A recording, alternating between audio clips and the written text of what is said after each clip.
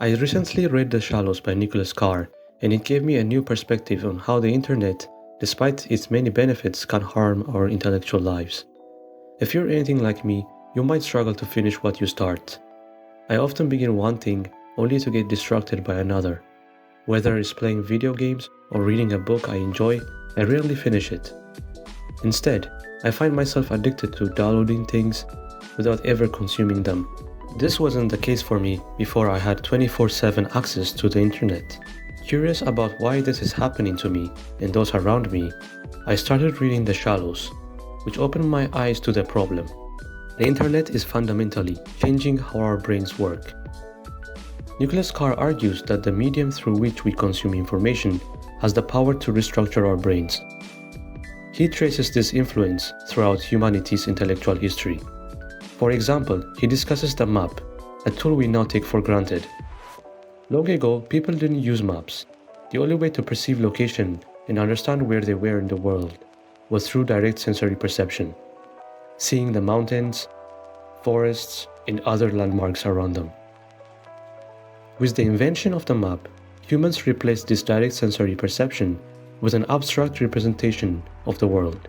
Carr argues that this not only gave us the confidence to explore new territories, but also fostered an abstract way of thinking, with deep cognitive and intellectual consequences.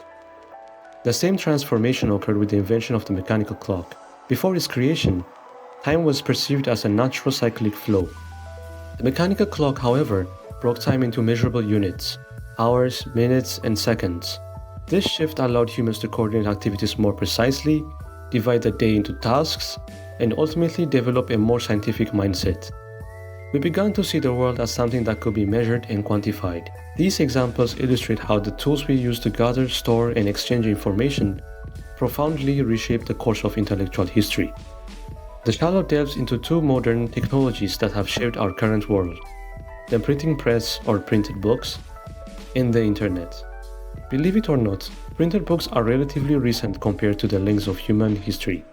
When Gutenberg invented the printing press in 1440, he couldn't have imagined the massive impact it would have. Books enabled the rapid and widespread dissemination of knowledge, which sparked the Renaissance. This led to the spread of new ideas and the flourishing of art and culture. The process of reading books taught people to concentrate for long periods. Deep attention became a skill. As Carr explains, this was a significant shift in how our brains functioned. Humans learned to focus on one thing at a time, a skill that is actually quite unnatural.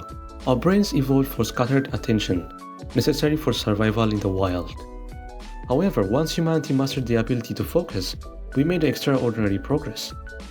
From the Renaissance to the Enlightenment to landing on the moon, sustained attention has been a cornerstone of human advancement. The internet, on the other hand, has the opposite effect. Unlike books, which filter out distractions and fully engage our attention, the internet bombards us with distraction. It trains our brains to skim, hop from one thing to another, and avoid deep focus. Have you ever caught yourself jumping between articles when you read a newspaper? Or maybe reading a book, you start skipping pages or skipping paragraphs? This is the side effect of the internet. The internet is a system that encourages multitasking. When you're looking at your screen, you're rarely doing just one thing. You're usually juggling multiple activities. This constant switching creates what's called attention residue, where your mind struggles to fully focus on one task. This residue can last for a few minutes to several hours. We see this in our daily lives. Many of us find it hard to focus on a single task. It's becoming even worse. Some people can't concentrate on a 10-minute video unless it's filled with constant stimulation. For others, even short-form content can be hard to follow. Our ability to focus is dying. You might wonder, what's the problem with having a short attention span? Why does it matter if I can't focus? Here's why it matters. People who can focus are often the ones who succeed, financially, professionally, and intellectually. Even if you're not concerned about financial success, the ability to think deeply is incredibly rewarding. It's a skill that leads to personal growth and fulfillment. I'll be honest with you, I don't have a full solution, but I do understand the problem. The internet, with all its downside, has also brought countless benefits. Without it, I wouldn't have grown into the person I am today. However, it has also done significant harm.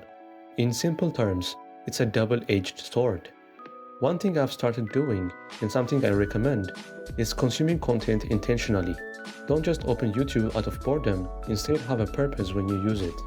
Maybe you want to learn something new, or simply entertain yourself. Either is fine, but make it intentional. Set a specific time for learning or relaxing, and when it's time to focus, commit fully to that focus. Most importantly, train yourself to focus on one thing at a time. Start by reading a book or watching a longer content, like a 3-hour movie. This practice will have a profound effect on your brain, activating pathways that improve your ability to concentrate and think deeply.